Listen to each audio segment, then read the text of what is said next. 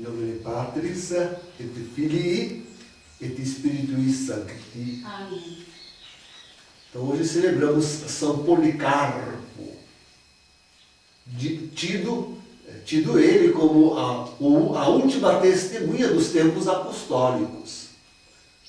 Feito bispo de Esmirna pelo último dos apóstolos viventes, que foi justamente São João, né?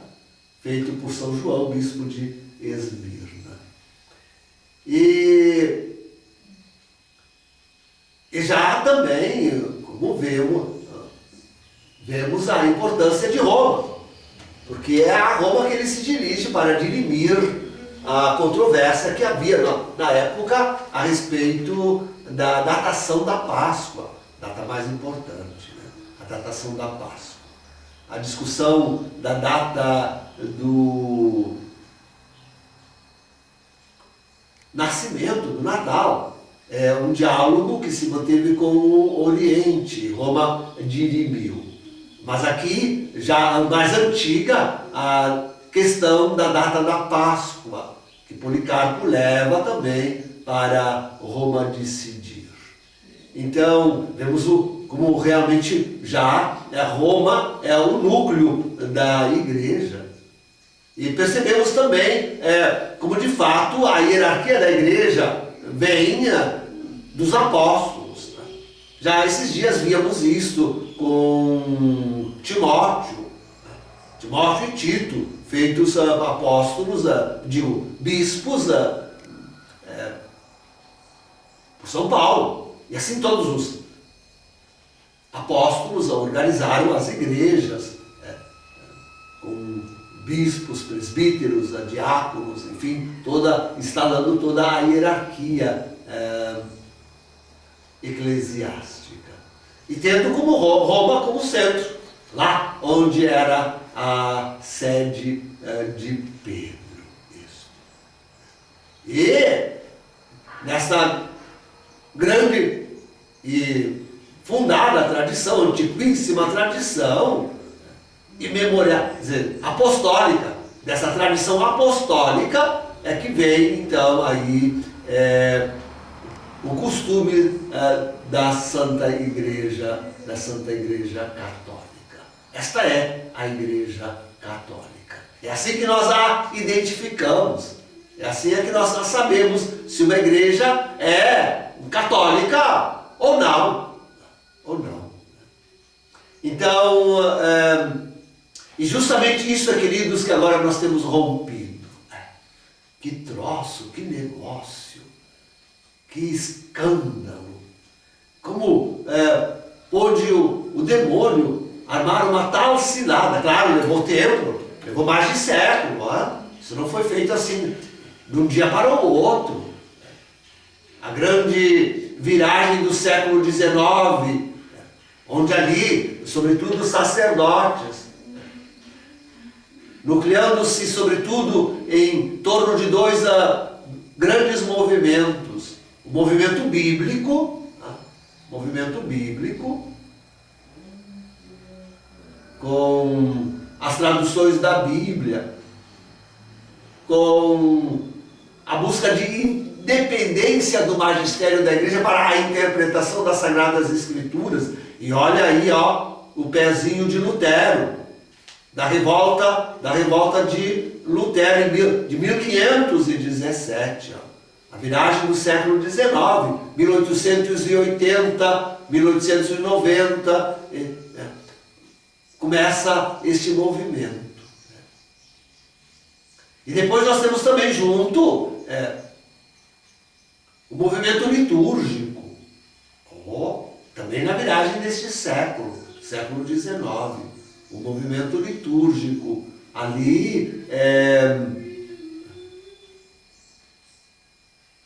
com um tímido começo de colocar como que em duas colunas a tradução para o vernáculo da missa em latim, mas começa aos poucos a tentativa de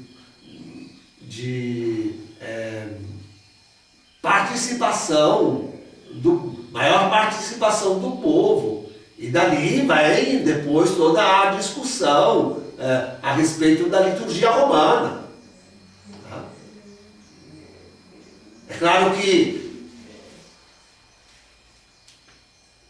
por essas duas veias é que vai fazer entrada na igreja todo o movimento modernista. Este é o ponto. Este é o ponto. Essa tentativa, essa ideia louca de modernizar a igreja. E que os pontífices, desde aquele tempo, isto é, desde a viragem do século XIX, tanto combateram. E que assolou tão fortemente o último grande pontificado de Pio XII. Então, Pio XII sentia como que percebia, via claramente, adentrando violentamente as portas da igreja, a heresia moderna. E de fato ela vai criar foros de cidadania logo depois, com o seu sucessor convocando e instaurando o Concílio do Vaticano II. E ali vai haver toda a mudança.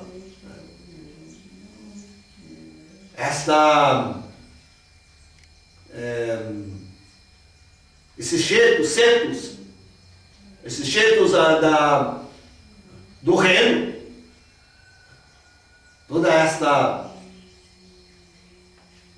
linhagem de bispos que vem, Alemanha, França, vem com as ideias modernistas para dentro do concílio e num forte rechaço, numa luta muito grande contra a Cúria Romana. De jeito algum queriam admitir a ideia e a preparação que Roma, com a participação do episcopado, do clero e do povo, das universidades, das dioceses do mundo inteiro, tinham preparado. Rechaçaram aquilo, não quiseram. Ratzinger no meio. O seu bispo Fisch.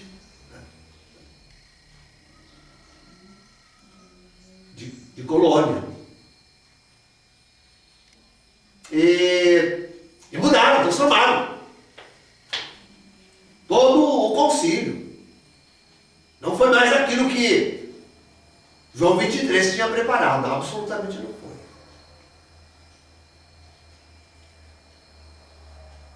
E daí, depois do concílio, temos esses papas algo lutando contra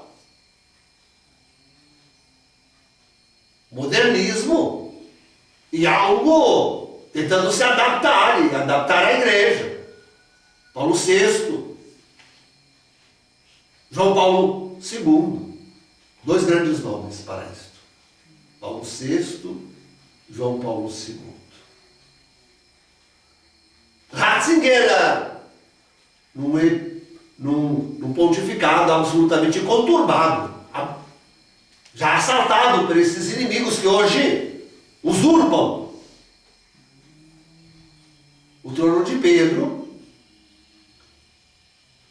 e já desde o fim do pontificado de João Paulo II, o próprio Vaticano tomado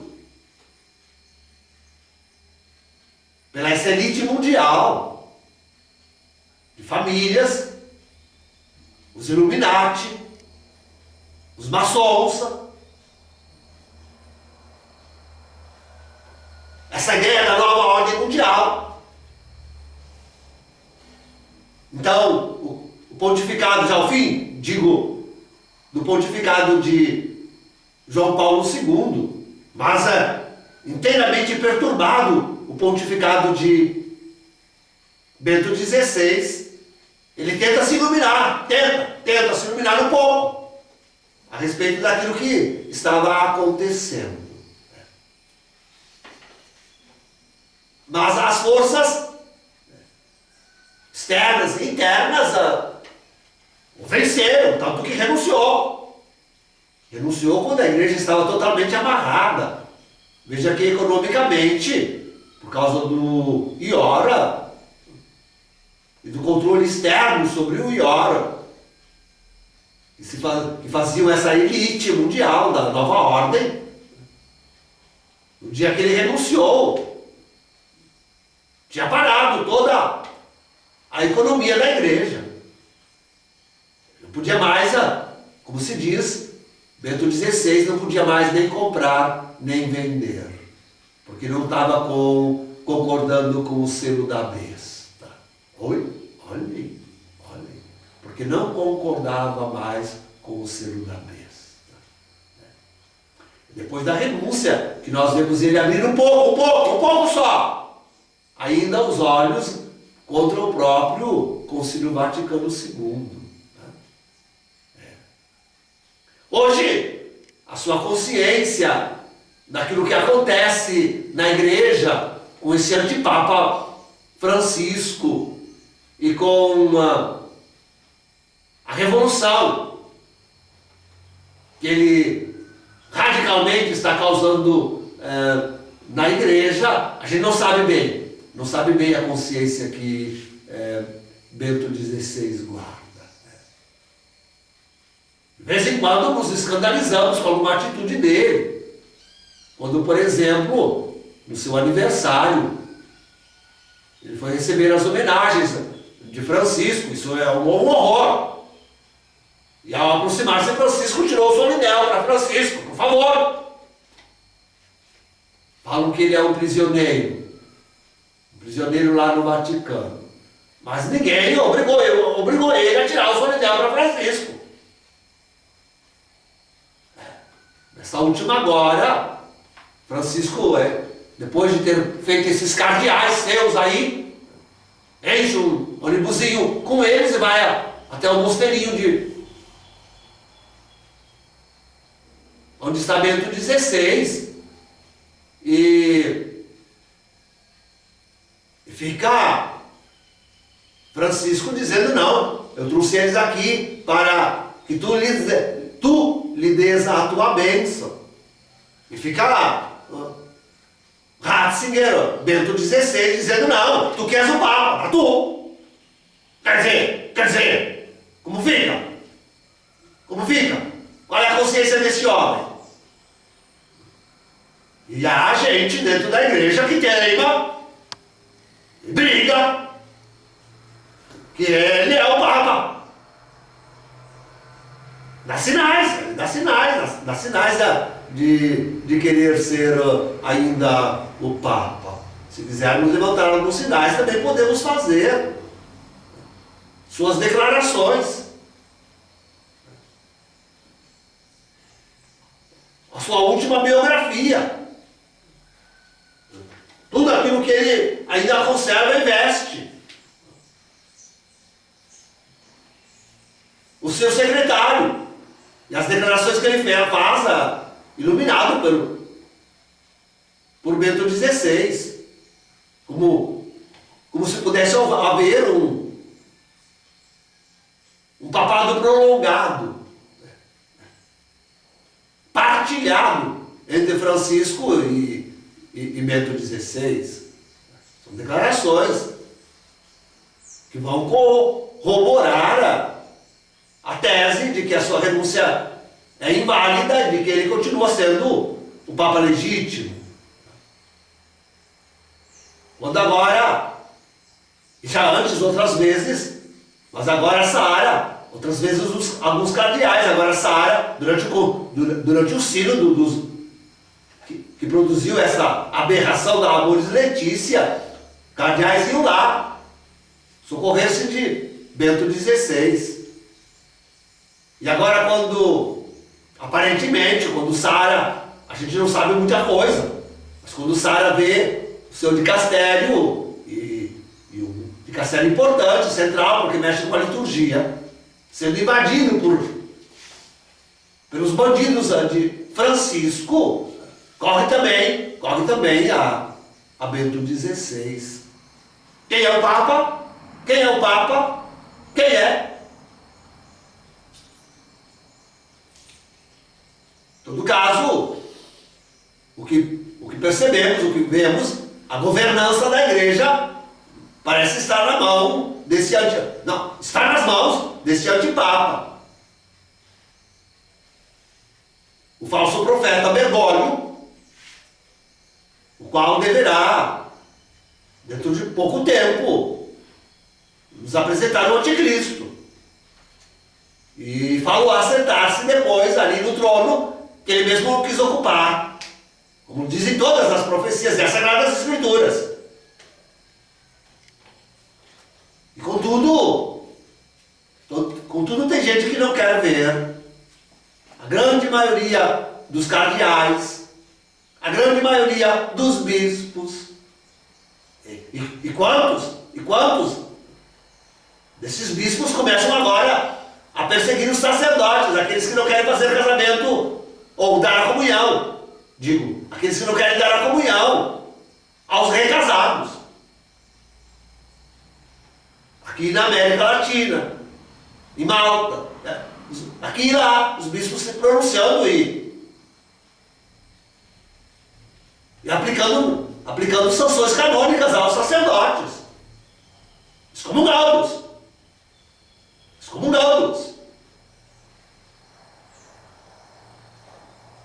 Então temos aí,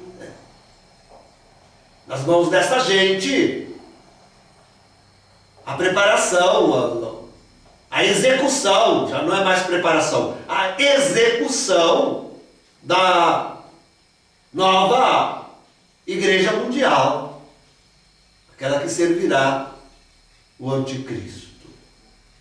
Com esse amálgama tenebroso de todas e quaisquer religiões, e com o declínio da Santa Igreja, em todos os seus dogmas, toda a sua doutrina, em toda a sua moral, em toda a sua tradição. Total declínio, deposição de tudo isso. Como já anunciava Bergoglio na Evangelii Gaudium. Prometeu e está fazendo, está executando.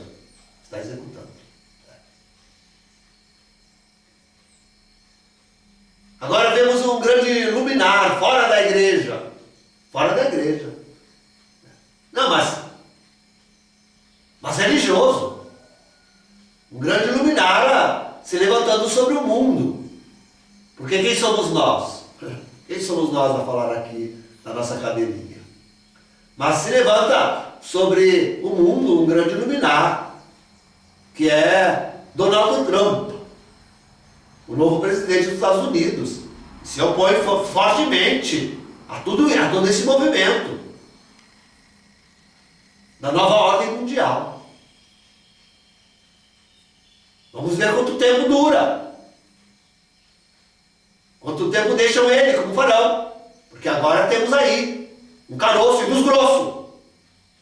dos grossos mesmo, trancado na vela da elite mundial, dos maçons, dos Illuminatis. Vamos ver. Estamos aí para assistir. Mas a voz da igreja, sobretudo nos quatro cardeais que lançaram o Dúbia, ainda me parece muito fraco, muito débil, muito lento, muito devagar. E as almas vão se perdendo, as igrejas vão se perdendo, as dioceses vão se perdendo, os padres vão se perdendo. Muito débil, muito fraquinho. Tem que ser mais vigoroso, mais forte, mais corajoso, mais decidido, mais firme, mais forte. Mas está aí, essa débil, essa mansa oposição. E eles nem dizem oposição, ainda não dizem oposição. Desses 4 cardeais dizem que tem mais 30 apoiando a eles. cardeais, fora bispos e sacerdotes, mas tudo assim muito, muito oculto, muito débil, muito fraco, muito ainda chamando Francisco de Papa. Ainda chamam Francisco de Papa. Ainda chamam Francisco de Papa. Ainda chamam. Então, muito fraco, muito fraco, muito fraco. Enquanto isso, sopra a igreja neste cisma. O cisma já foi. O cisma já está feito. Desde a usurpação do trono. Já tudo documentado, tudo testificado, testemunhado. E confessado pelo próprio Francisco. Confessado. Ele mesmo mostra, disse, declarou das irregularidades sofridas pelo conclave que o elegeu. Ele mesmo declarou isso, publicamente, ao jornalista. Então, a igreja vai sofrendo, vai sofrendo, vai sofrendo. Nós sabemos. Não nos guiamos por hipóteses e por... são os fatos. São os fatos e as Sagradas Escrituras. Aí estão o que nos guia. Os fatos e as Sagradas Escrituras. Estas vão se realizar. Estas vão se realizar. Leiam, meditem, aprendam do Apocalipse, sobretudo, porque estamos vivendo agora justamente o Apocalipse. Aprendam lá como se desenrolará e como terminará toda esta história, longamente começada. Hoje começamos lá em Policarpo, ó, longamente começada. Agora, abruptamente interrompida. Mas que o Senhor, em seu retorno, em glória e majestade, tomará de novo em suas santas e chagadas mãos. Em nome do Pai, do Filho e do Espírito Santo. Amém.